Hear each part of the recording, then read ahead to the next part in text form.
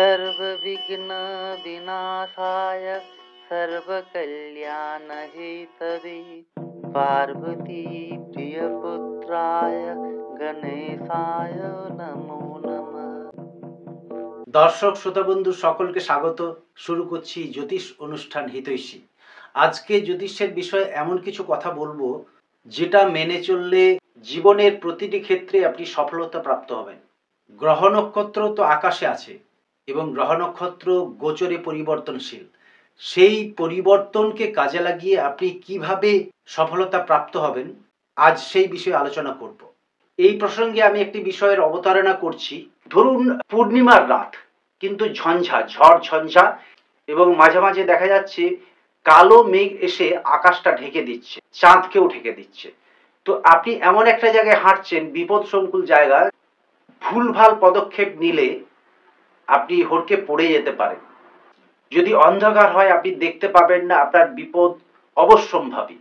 তো এমত অবস্থায় আপনি দেখলেন একটা কালো মেঘ এসে চাঁদটাকে ঢেকে দিল, তারপরে মিনিট 2-3 বাদে মেঘটা সরে গেল, 4-5 মিনিট ভালো থাকলো, জ্যোৎস্না দেখা গেল, তারপর আবার একটা কালো মেঘ এসে ঢেকে দিল।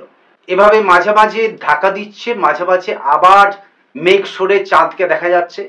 তো আপনি যদি চলার পথে এটা উপলব্ধি করেন, তখন আপনি চাঁদের আলোটার জন্য অপেক্ষা করবেন।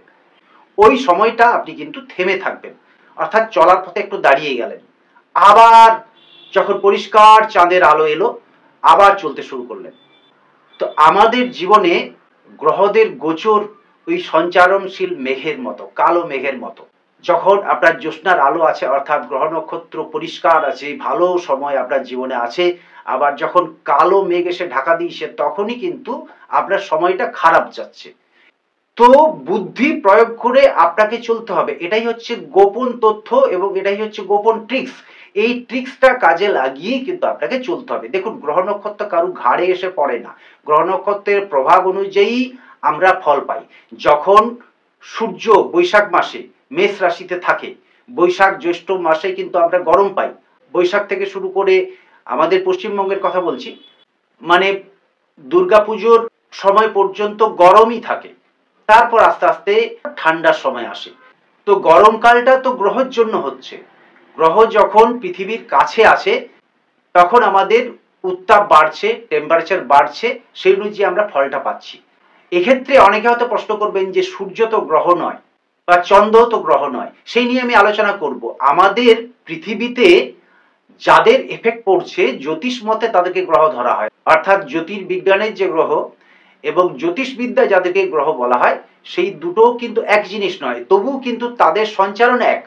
যেমন আমরা বলি কারো খুব খারাপ সময়ে যাচ্ছে, তখন আমরা বলি তো গ্রহ লেগে গেছে, খারাপ সময়কে গ্রহ বলছি।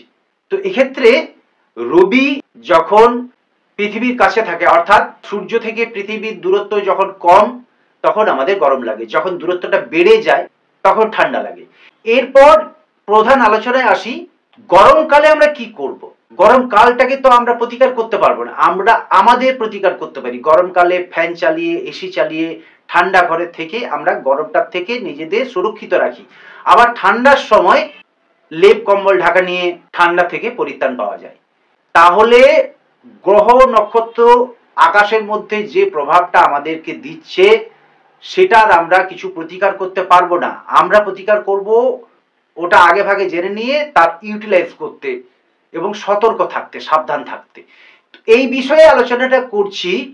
যখন কালো মেঘ ঢাকা দিচ্ছে চাঁদকে, তখন আপনি দেখতে পাবেন না কোনো প্রতিকার, কোনো গ্রহরত্ন, তাবিজ, কবচ, মূল কিচ্ছু করে কিন্তু দেখতে পাবেন না। দেখতে পাবেন বিকল্প পদ্ধতি ব্যবহার করে, অর্থাৎ ওই সময় যদি আপনার হাতে টর্চ থাকে বা কোনো আলো থাকে তাহলে আপনি দেখতে পাবেন, সেটা বিকল্প পদ্ধতি। অন্ধকার আছে, অন্ধকারটা থেকে আমরা কিন্তু মুক্তি পেতে চাইলে আমাদের বিকল্পভাবে কিছু প্রতিকার দরকার। কিন্তু সাধারণ মানুষ যারা জ্যোতিষ সম্বন্ধে জানেন না, তাদের হাতে টর্চও নেই এবং তারা কখন কালো মেঘ এসে ঢাকা দিচ্ছে সেটাও তারা জানতে পারেন না। জানতে পারে যারা জ্যোতিষ শাস্ত্র জানেন, তারা বুঝতে পারে কখন আপনার জীবনে ভালো সময় আসবে, কখন আপনার জীবন অশুভ ফলের দ্বারা আক্রান্ত হবে। তো দর্শক শ্রোতা বন্ধুদের বলে দিই, আমি যেভাবে আপনাদেরকে বললাম যে কখন কালো মেঘ এসে আকাশটা ঢেকে দিচ্ছে সেটা কিন্তু যারা জ্যোতিষবিদ্যা জানেন তারা বুঝতে পারেন যে কখন ওই মেঘটা আসবে। তো আমি আপনাদেরকে সেই বিষয়ে জানাবো, সেই বিষয়ে মেনে চললে আপনার সর্বদিক থেকে উন্নতি হবে। অর্থাৎ এই যে গোপন টিপসটা আপনাদের বলে দিলাম, এটা কাজে লাগাবেন। যখন সময় ভালো তখন ভালো কাজগুলো করার চেষ্টা করুন, যখন সময় খারাপ তখন কোনো শুভ কাজ হাত দেবেন না। ধরুন আপনি কিছু করছেন, আপনি বাড়ি করছেন, আপনি গাড়ি করছেন, আপনি কোনো কিছু চেঞ্জ করে নতুন কিছু কর্ম শুরু করছেন, খারাপ সময় বা অশুভ সময়ে আপনি সেগুলো করবেন না। আর যখন আপনার ভালো সময় আছে তখন কাজগুলো করার চেষ্টা করুন। তখন যদি সেই গ্রহ নক্ষত্রের প্রভাবটা কাজে লাগিয়ে শুভ সময়ে কাজকর্ম করে চলার পথে এগিয়ে গিয়ে যদি নিজেকে নিয়োজিত রাখেন, তবে আপনার জীবনে জ্যোৎস্নার আলো ফুটে উঠবে। তো এইভাবে জ্যোতিষকে কাজে লাগাতে হবে। যাই হোক, আমাকে যারা ইউটিউবে প্রথম দেখছেন তাদেরকে জানিয়ে দিই, একসময় আমি টিভি চ্যানেলে প্রচুর অনুষ্ঠান করেছি, বিভিন্ন টিভি চ্যানেলে করেছি। এছাড়া সংবাদপত্রে বহু বিজ্ঞাপন আমার প্রকাশিত হয়েছে। আমি কলকাতা, দুর্গাপুর ইত্যাদি বিভিন্ন চেম্বারে নিয়মিত বসেছি। আমি জ্যোতিষ সম্বন্ধে এমন কিছু কিছু নতুন তথ্যের অবতারণা করব, যেটা শুনে মেনে চললে অবশ্যই আপনার উন্নতি হবে এবং ভালো হবে। যারা চ্যানেলে নতুন আছে চ্যানেলটিকে সাবস্ক্রাইব করে নেবেন। এছাড়া জ্যোতিষ সম্বন্ধে আপনি কি বিষয়ে জানতে চান সেটা জানিয়ে কমেন্ট করুন। পরবর্তীকালে সেই বিষয় নিয়ে আমি ভিডিও বানাবো। পরবর্তী অনুষ্ঠান সংখ্যাতত্ত্বের ম্যাজিক, সংখ্যাতত্ত্বের জাদু নিয়ে আলোচনা করব এবং সেক্ষেত্রে সংখ্যা আপনার ভাগ্য বদলে দেবে।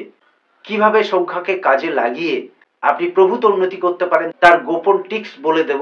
এছাড়া বিভিন্ন তথ্য নিয়ে আমি আলোচনা করব, সেই বিষয়েও জানতে পারবেন। কিভাবে আপনার জীবনে আরো ভালো ফল দেবে তার জন্য সংখ্যাতত্ত্বের জাদু বা ম্যাজিক সম্বন্ধে যে অনুষ্ঠানটা করব দেখতে থাকুন। ওই টিপসটা কাজে লাগালে ভীষণভাবে ফল পাবেন। এবং বাড়ির মধ্যে গণপতির ছবি বা গণপতির মূর্তি রাখুন। মূর্তি রাখলে ভালো হবে। ঈশান কোণ, ঠাকুর ঘর, এমনকি বেডরুমেও রাখতে পারেন। রান্নাঘর বা ইত্যাদি জায়গায় রাখবেন না। বাড়ির বেডরুমে সুরক্ষিত জায়গায় হলুদ রঙের গণেশের মূর্তি রাখুন। এছাড়া গোল্ডেন কালারের গণেশের মূর্তি রাখতে পারেন। শুধু প্রতিদিন আগরবাতি বা ধূপ দেখাবেন, তাহলেই হবে, আর কিচ্ছু করতে হবে না, তাতে ভালো ফল পাবেন। তো আমি যেভাবে আপনাদেরকে উদাহরণ দিলাম, জীবনের প্রতিটি ক্ষেত্রে যদি সেইভাবে জ্যোতিষকে কাজে লাগিয়ে আপনারা ব্যবহার করেন তাহলে সফলতা নিশ্চিত। এটা আমি কেন, বহু জ্যোতিষ এইভাবে নিজেকে সুরক্ষিত রাখেন এবং এইভাবে মেনে চলে জীবনে সফলতা প্রাপ্ত করে থাকেন। যারা জ্যোতিষ মনস্ক, জ্যোতিষ সম্বন্ধে জানেন, তারাও এইভাবে জ্যোতিষকে কাজে লাগান। তো জীবনের প্রতিটি ক্ষেত্রে যদি জ্যোতিষকে এইভাবে কাজে লাগাতে চান তাহলে আপনাদেরকে জ্যোতিষ সম্বন্ধে জানতে হবে। আমি পরবর্তীকালে জ্যোতিষ শিক্ষার বিষয়ে কিছু অনুষ্ঠান করব। কিছু ভিডিওতে আমি জ্যোতিষের বিষয়ে পুঙ্খানুপুঙ্খ আলোচনা করব। একেবারে জ্যোতিষের ডিএনএ থেকে একদম অষ্টবর্গ বিচার পর্যন্ত আলোচনা করব। তো সেই সম্বন্ধে জানতে গেলে চ্যানেলটা সাবস্ক্রাইব করে রাখুন, নোটিফিকেশনের বেল আইকনটা প্রেস করে রাখবেন, তাছাড়া নোটিফিকেশন পাবেন না। এছাড়া জ্যোতিষের বিষয়ে আপনি যে দেখতে আগ্রহী তা জানিয়ে কমেন্ট করুন। আপনারা আমার বার্ষিক রাশিফল, মাসিক রাশিফল দেখেছেন। পরবর্তীকালে আমি সাপ্তাহিক বা দৈনিক রাশিফল বলার চেষ্টা করব। তো আলোচনা থাকবে সাড়ে সাথী নিয়ে, জ্যোতিষের বিভিন্ন অশুভ বা শুভ যোগ নিয়ে।